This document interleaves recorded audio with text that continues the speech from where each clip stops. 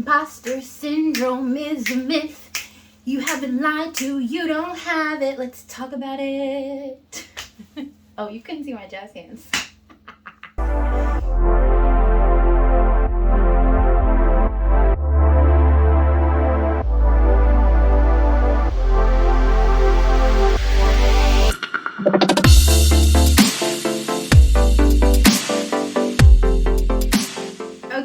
So, hello, my name is Mercedes. I'm the career love coach. I'm also the founder of NYCHTED. And yes, I am too a black woman who has felt like I had imposter syndrome. But I no longer give imposter syndrome that type of power over my life. I don't believe that I have imposter syndrome any longer. And I'm going to talk to you about why I really think that one, imposter syndrome is a myth, the origin, and well, what it is if you've never heard of it before, but you think you might have it. And then I'm going to talk about what to do, some tactics to kind of employ in your life, in your career, if you feel like imposter syndrome is giving you a hard time. So let's get into it. Okay, I also forgot to say that I am going to also share my own experience with imposter syndrome. I promise you that you're not alone in this. And then, yeah, I'll tell you how I ended up achieving the big goal that I had at the time, even though I was feeling a little imposterous. So, imposterous? Okay, let's go. Okay, so if you are not familiar with what imposter syndrome is, it is this feeling that often high-performing women mostly feel. It's not only high-performing women, but most of the time it is. And it's this feeling of being a fraud or feeling like you've lied to another person and that you're not really the expert that you are, or you're not really skilled at what you do.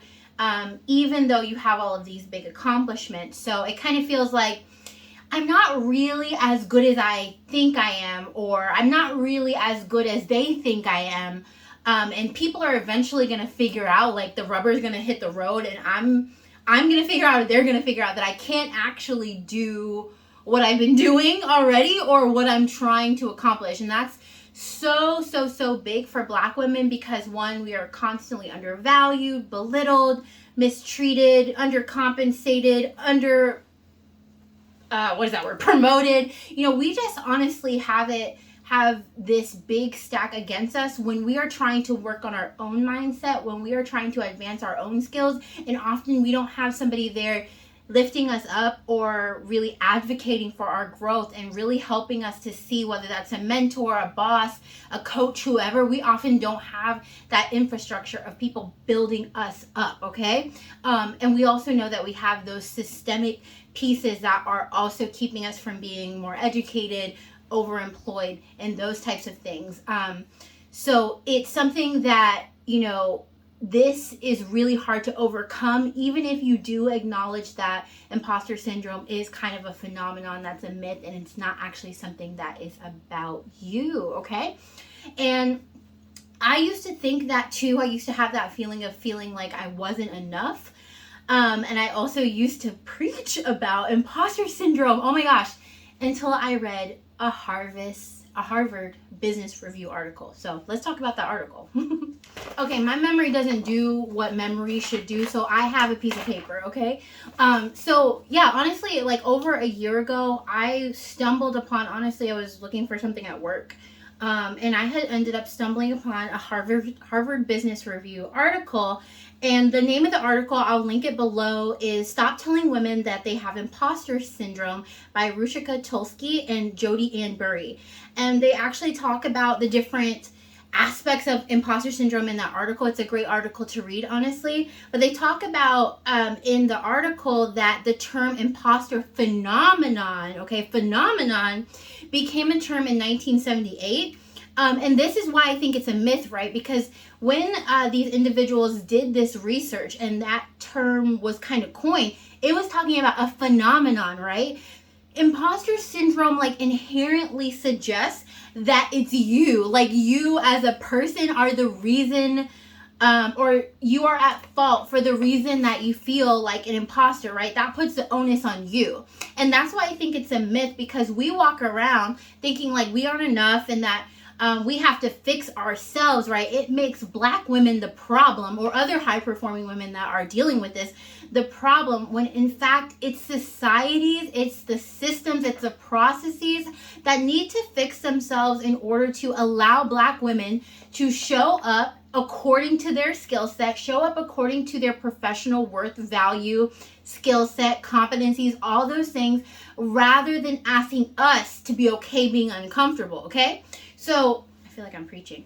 Anyway, so honestly, rather than addressing we have to address imposter syndrome, right? Because there are systems and things in place that make us feel unincluded, which is why we feel like an imposter. But it's not our issue to fix the systems that allow us to feel that way. So often when you're feeling that way, it might not even be you, okay? So yes, these systems are in place to oppress, to abuse, to manipulate, right? And it allows us to keep thinking that we don't belong and therefore like imposters. So it's not you, okay? It's the systems. And if you're feeling this way, I'm going to give you some tips to help you feel better, to really self-correct that, okay? Because nobody else is out here doing this. I also have to say, yes, I'm calling it imposter phenomenon and not imposter syndrome. That's it. That's the T. Hi, if you haven't subscribed already, I hope that you do, because I like having you around here and I would like you to continue getting my videos, doing the thing. All right. I've given up on trying to act like I don't use notes with y'all. Like, I'm just using notes, okay? Number 3, how do you overcome imposter phenomenon, okay? Because we acknowledge we don't have a syndrome, okay? All right. Okay, so number 1 is acknowledge the trauma and the societal norms that have been taught to you that contribute to you feeling like you have imposter syndrome, okay? And then acknowledge how it impacts your behavior. So for example, right, it used to happen to me a lot when I was in meetings, especially when I was in college, and I would share an idea and it wasn't received with very much like enthusiasm or like, wow, that's a great idea. You know, it wasn't affirmed, right, in those settings.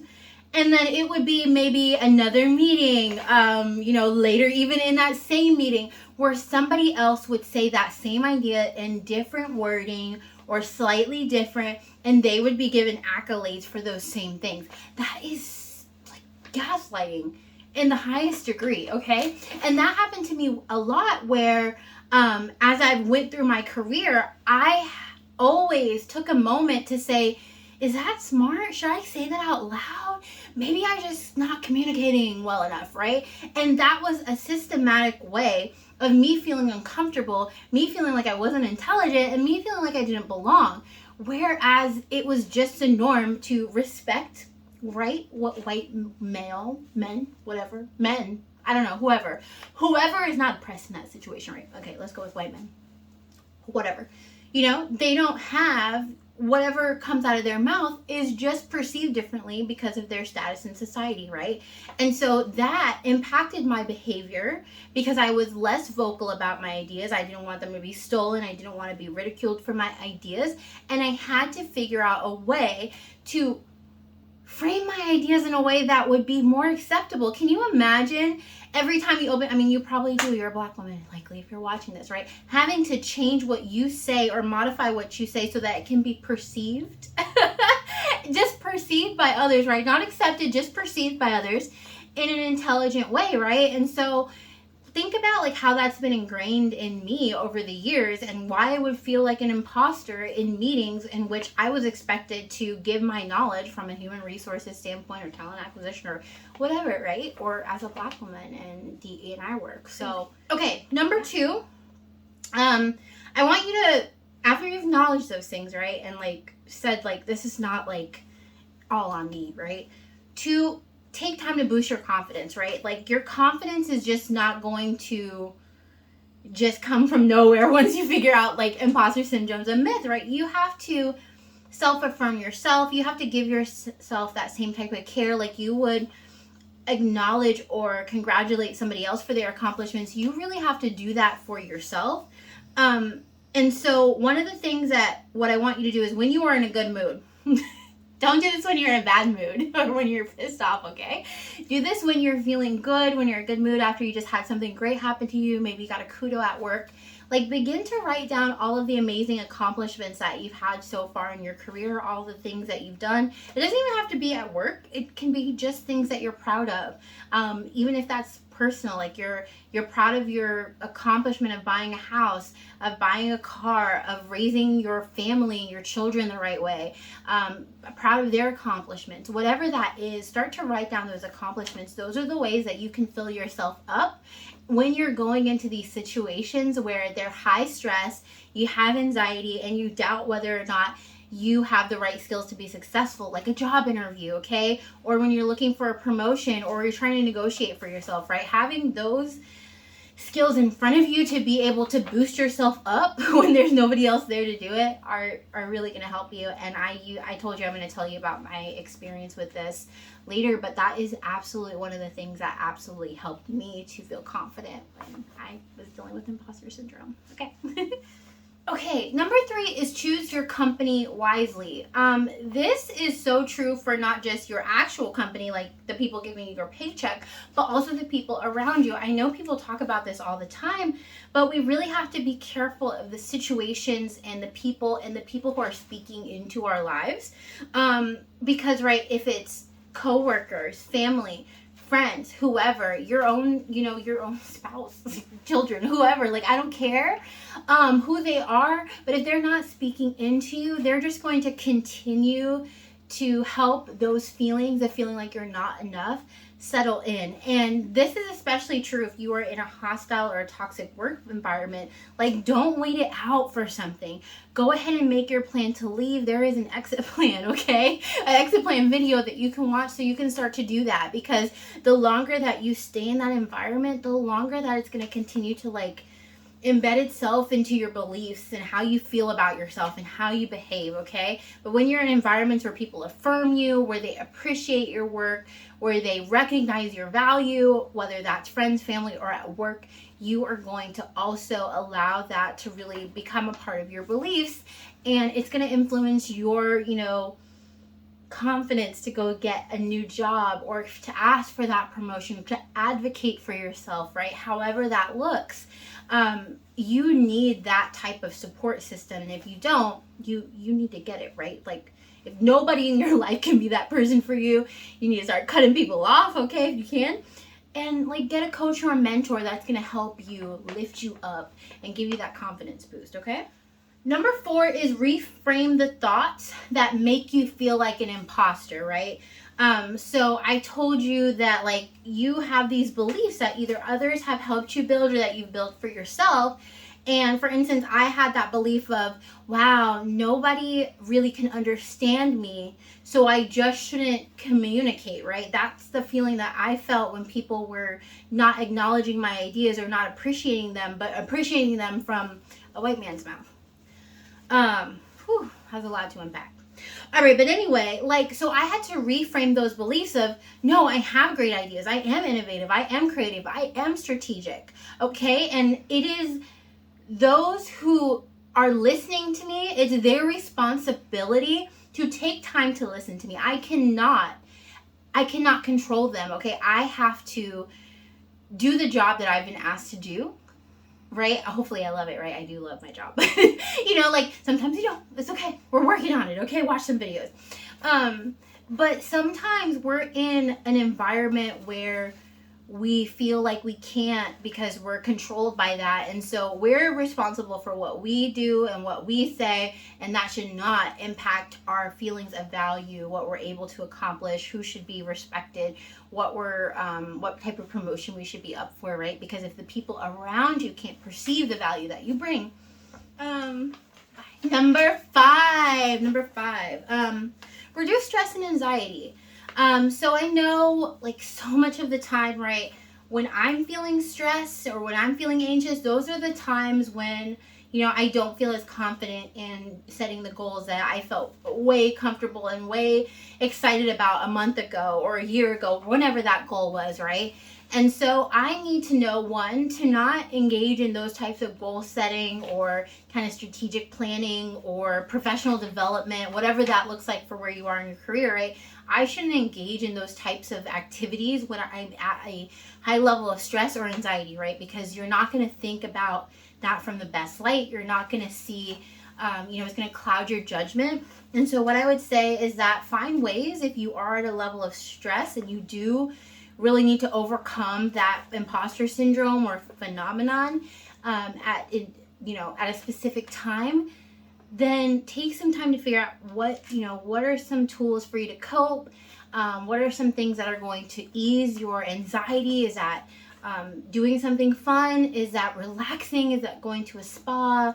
Is that getting a pedicure? For me, like, I just love like doing my nails at home, and that's so relaxing for me because I'm like focusing on some things like woosah, breathe, crocheting, like whatever you like to do. Go get your hair did, okay? But just like, I know it's easier said than done, but like, do it. Okay, number 6. I'm running out of fingers. I have a lot of tips. That's good, right?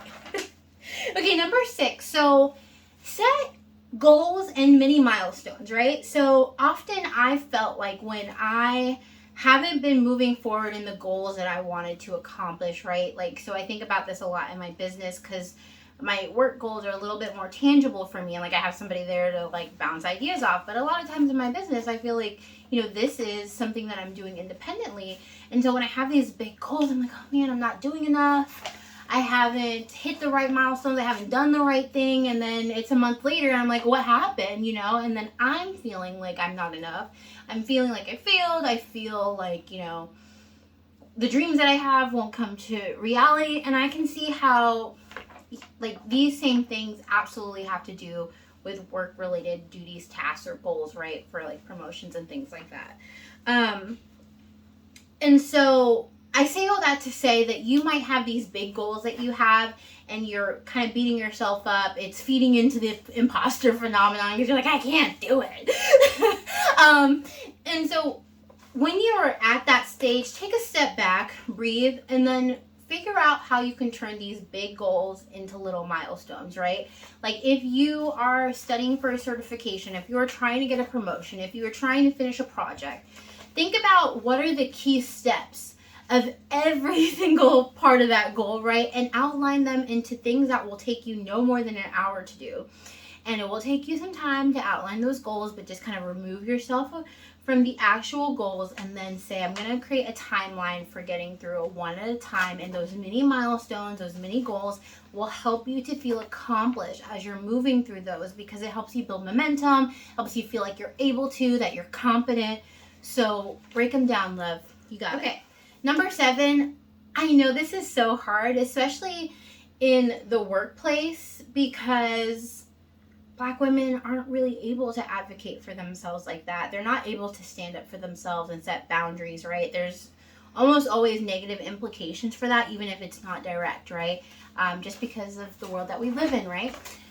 But number 7 is that you really need to stand up for yourself. 1, you need to advocate for yourself. 2, and 3, you need to set up boundaries. I know that those are all, they're all related into the same thing of keeping you safe, and for you protecting your worth, your value, your mental health, your physical health, your job, right? Your ability to work.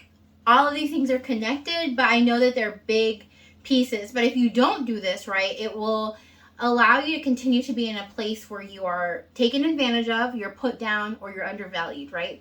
And I've had a boss in the past that came at me and did not understand, right? That I was a person who advocated for myself, that stood up for myself, and that I had boundaries, okay? And when I tell you that I professionally, politely shut that all the way down, maybe I'll make a video about it one day. When I shut that down and I said, I'm not here for the play professionally, right? not a right up offense. It's a, oh, okay, she's not playing offense. Okay, I'm nice, but like I'm gonna shut you down politely. Okay. So anyway, what I'm saying is that when I stood my ground, when I said what my boundaries were, and when I advocated for myself in my career at that company, okay, it shifted how people viewed me. It shifted how people talked to me. It shifted my authority in that space. And I'm not telling you to be out of pocket. I'm telling you to be firm and sure of yourself. Now, if you're dealing with imposter syndrome, I promise you I was at the time. It is hard. Just make sure you spend some time reflecting on how to have those conversations, what those actual boundaries are, and what your goal is so that you can advocate for them. Let's think about it this way. Okay, you've been in the same role for 5 years. I don't know, let's say you are an HR coordinator. And you have a goal to move up. You care about your work-life balance. And then you have a boss who kind of doesn't do their job. So when we talk about advocating for yourself, you need to have conversations about what you want in your career, that advancement, okay? I have so many people talk to me in career clarity chats or my clients or in my membership, community, whatever, and they're like, well, I had that conversation and nobody helped me. Nobody wanted to help me. Bye. Okay? Bye. Okay, that's a boundary. Is that a boundary? Yeah, it is a boundary because anyway, I'm still working on boundaries. I know I have them, but I really got to figure out like what's a boundary, anyway. Okay, right. So they haven't done that. So it might be time for you to exit. 2, your boundary, like your toxic boss is asking you to work after hours, right? And there's no additional pay and there's no things, right? Your boundaries are, these are my flexible hours, or these are my hours that I'm willing to work, right? So if you do really have to work, how can you flex your time to make sure that you're being respectful of your own time? And if you're not, right, what does that look like? Why are we being asked to do this? Is there a way that I can have the flexibility that I need, right, in order to be successful? And stand your ground is the last one. So if you have been advocating for yourself, if you have been setting up boundaries and they're not being respected, right, you have to have a tough conversation, even if it's upward, right? There's always a professional way to do that, but you can do that, okay? And if they're not able to meet your needs, then it's okay for you to exit. I have so many people that talk to me and they feel like they can't exit. They just feel so bad because other people don't have jobs, or all the other perks are good, but this one thing is bad. Really bad is half the time is so bad. Like, stop that. They paid for your education, so now you're too sad to, like, you can't leave them. You can't bring yourself to, like, do that after they invested in you. That was your compensation, okay? If they are not going to help you get to where you want to be in your career for the things that you're advocating for yourself, or they can't respect your boundaries, it's time to stand your ground, tell them what you want, or leave. I will go into that story another time about how I did this at a former employer, okay? But not today. Okay, love. So I told you that I was going to tell you about my story. Oops, I'm really close to the camera. I told you that I was going to tell you about my story, right, of dealing with imposter syndrome, and I absolutely am going to do that in just a moment. But one of the things that I want to tell you before we go on is that when I talk about community, having an environment, having somebody there to support you, to help you with the mindset pieces, to help you with strategy of approaching these difficult things about advocating for yourself, or setting boundaries, or standing your ground, right? These types of things are things that are hard to do in a silo. And one of the things, what am I trying to say? The reason that having somebody in that place to do that is so that you don't get stuck in your own imposter phenomenon that you're dealing with, or your own level of confidence, or you're not stuck in your own beliefs. So that's honestly the reason why I created the Career Love Mentoring Program and the community. I want other Black women to be in a community of other Black women who are ambitious, who have these big goals, who are moving towards creating a lifestyle that aligns with their dreams. And so, one, if you want that type of community, I would love for you to join my community. It's low cost. I'll put the link in below. But also, if you're somebody who's like, I do want to coach, I do want to work with you, Mercedes, to help move through those mindset challenges, to help me understand what my values are, to to learn how I can professionally stand my ground, right, then coaching is a really great option for you, because I'm going to work with you and help you do those things. Okay, so below, if you want to join, I would love to talk to you too if you want to learn more before enrolling, but I'll put all of those below. Okay, so my story. Let's talk about my story. So my story with imposter syndrome. So I told you all, no, I didn't tell you all this time. I tell you all a lot, but I'm an HR manager, right? I oversee a team of recruiters, and it was a big goal for me for a while to become a manager, right? So in my last job, before the employer that I'm at now, right, I had been there since an intern, worked my way up. That's where a lot of my toxic workplace stories come from, honestly. Don't go look at LinkedIn. And then, or do, whatever. So when I left there, I had already been in a high level of responsibility, but this role was still something that was exciting to me. It was a more senior level recruiter role, and I really wanted to go into another environment that was positive, and that would help me grow. And so I did have a very supportive manager who was really about professional development. So we often talked about, you know, what are your goals? Where do you want to be? What do you want to do, right? And so I always communicated to her that, like, hey, I'm not in a rush. I want to see my career grow naturally, but I do want to be a manager one day. Like, I want to grow into that role. Like, I want to eventually be a CHRO or maybe even the CEO if I grow that way. I want to see myself have this really great progressive career, and I have already.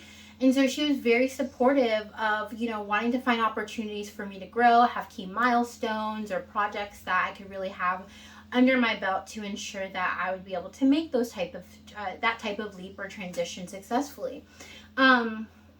So a little under a year into my time in that role, she ended up leaving, and it was really surprising because I had been there for less than a year. I was still learning a lot of things, even though I knew I wanted to be a manager. And this is when I talk about having those people in your circle. Like, I was really fortunate to have a very supportive manager, and she was very supportive of me applying and interviewing for that role. Today I look back at that and wonder, you know, what that would have looked like if she wasn't. I'd like to say that I was, you know, I'd be ambitious or confident enough to have gone into it myself. I think I would be, if I'm being honest. Like, it was a big goal.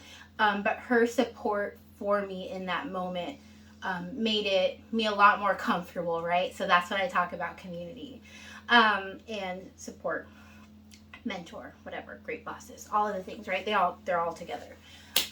So, I mean, initially I was like, oh yeah, this is great. Like, this is an opportunity. I mean, I was sad that she left, but I was like, yeah, it's a great opportunity. And so I was like, okay, I'm going to get my materials ready. I got my resume ready. I applied. I let all the people know that I need to know.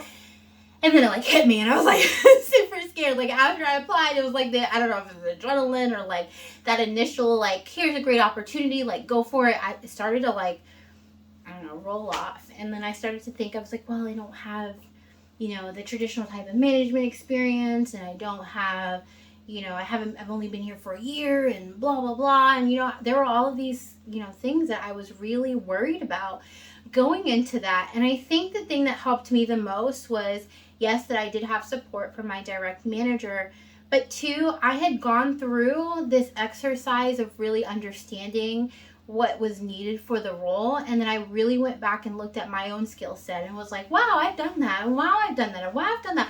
And all of these things that I've done, I was really able to reframe my accomplishments, my skills, what I've accomplished, what I would like to accomplish, my key skills, you know, all of those things, and really reflect on who I was as a professional and why I would be successful. And that shift was really great for me as I went into my interviews. Of course, I was nervous. There was never a moment when I wasn't nervous. But it really shifted me from thinking that I wasn't going to make it, that I wasn't enough, that I didn't have what it took, to saying, wow, I'm really nervous because this opportunity is perfect for me, but I know I have the skills to do it, right? That is a very different feel. And yeah, so obviously I'm sitting here and I got the job, but I think that key part of a lot of the tips that I shared with you today, right? But really just overcoming those mindset challenges, those barriers, challenging them and helping yourself to feel confident around them is going to help you. So that's my story. I was a recruiter, and now I'm an HR manager, and now I'm coaching you. You can't see my hands, I don't think. It's fine. But yeah, so if you have any questions about my story, like, you know, always let me know. I try and share as much as I can so that, like, you can use it as inspiration. I don't know if use is the right word, but, you know. Okay, so I want to know, from all the things that I shared with you about imposter syndrome, one, I hope that you are now acknowledging in your life that imposter syndrome is a myth. And two, I want to know what's one thing from what we talked about today that you'll be using to help you with your career and for you to overcome the societal pressures that lead to imposter phenomenon because you don't have imposter syndrome. So just to recap with my notes, okay? So there. 1, acknowledge your trauma and what it has taught you and how it affects your behavior. 2, boost your confidence by tracking your accomplishments. 3, choose your company wisely. Work with me. Okay, yeah. 4, reframe the thoughts that make you feel like you're not enough or like you're an imposter.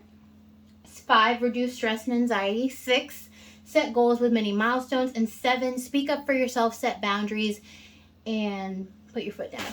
That's all. That's what I said. Put your foot down. You can't see my foot. I have to do like one of those other videos. I have socks on. Did you see my socks? Okay. All right. I'm sorry. It's like, I feel like the longer that I do this, the like crazier that I'm getting. You still love me, right? Though. Okay. All right. Okay. So yeah, let me know which one of those you're gonna do in the comments. And what else was I talking about? I fully embraced my ADHD at this point. Okay. No, I think that was it. Okay, well, if you like this video and you found it helpful, you think that there's other Black women in your life that need to know that they don't have imposter syndrome, send this to them. Okay? Send them to me. I'll talk to them. I'm just kidding. No, but I really hope that you enjoyed this. I really hope that it does help you with your career. Again, my whole goal in this is to really allow Black women to live a life of bliss, whether that's in their career or their lifestyle, and to overcome the things that are really challenging them. So I hope that these things that you're learning today are helpful to you. One of the last things that I will share is that I created a career love journal. It's a journal to help you walk through these types of big goals, clarity about your lifestyle and your career, overcoming these negative beliefs, and really honing in on what it is that you truly want now and from a legacy standpoint. So I will link to the Career Love Journal below. It's free. You can join. Download it, whatever. So yeah, okay. Bye. See you next time. I hope you enjoy the journal. My pores.